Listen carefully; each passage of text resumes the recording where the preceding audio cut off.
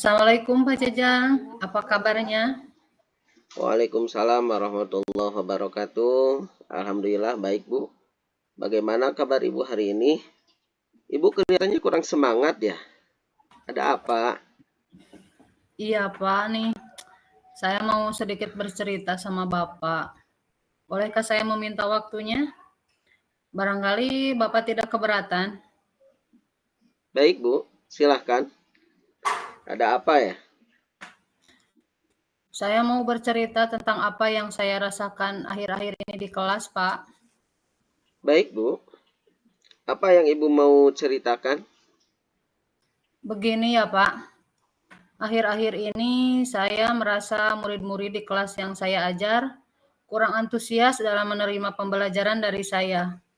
Bahkan ketika saya memberikan tugas, masih ada beberapa murid yang tidak mengerjakan tugasnya. Jadi menurut Ibu, apa yang Ibu harapkan dari obrolan kita hari ini? Saya sangat mengharapkan solusi atas permasalahan saya tentang antusiasme murid-murid yang saya ajar, Pak.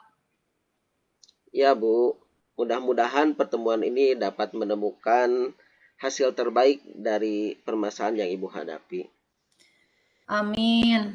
Saya sudah bingung, Pak, cara menghadapinya bagaimana.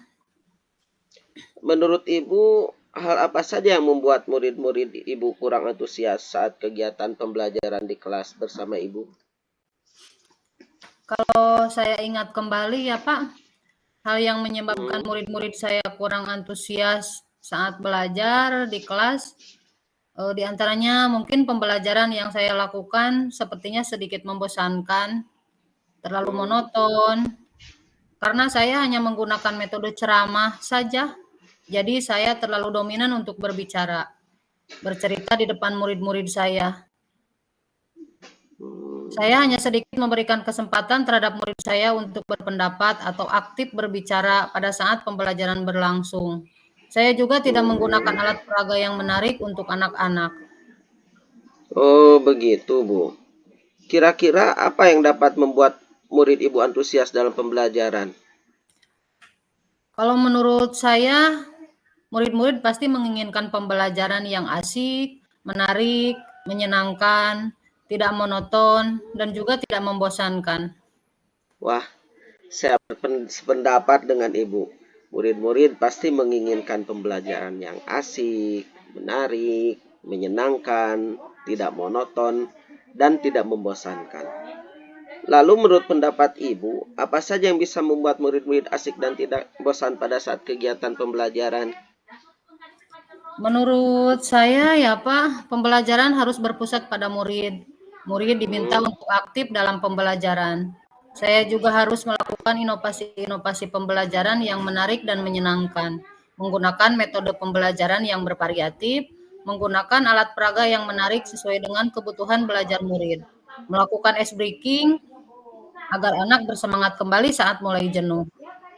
Pembelajaran juga bisa dituangkan dalam bentuk games atau permainan yang menarik, sehingga murid akan senang dan lebih semangat dalam belajar. Betul sekali, Bu. Anak-anak pasti akan lebih bersemangat. Lalu, Bu, mengenai tugas yang diberikan kepada murid-murid Ibu, apa penyebabnya sehingga kurang antusias dalam pengumpulan tugas? Kemungkinan ya Pak, karena tugas yang saya berikan terlalu banyak dan berisi banyak pertanyaan tanpa saya memberikan sumber belajar yang beragam dan mengasihkan. Kalau boleh tahu, Bu, Ibu menggunakan sumber belajar apa saja di kelas? Saya biasa menggunakan buku teks yang ada di perpustakaan, Pak. Oh iya, kalau boleh saya tanya lagi, adakah sumber belajar selain buku teks, Bu? Saya pikir banyak ya, Pak, sumber Hmm, belajar seperti video YouTube, artikel di blog, atau tulisan ilmiah hmm. di internet, atau bisa juga kita menggunakan aplikasi yang sedang tren ya, Pak. Nah, betul sekali, Bu. Sumber belajar itu seperti video YouTube, artikel di blog, atau tulisan ilmiah di internet, atau menggunakan aplikasi yang sedang tren.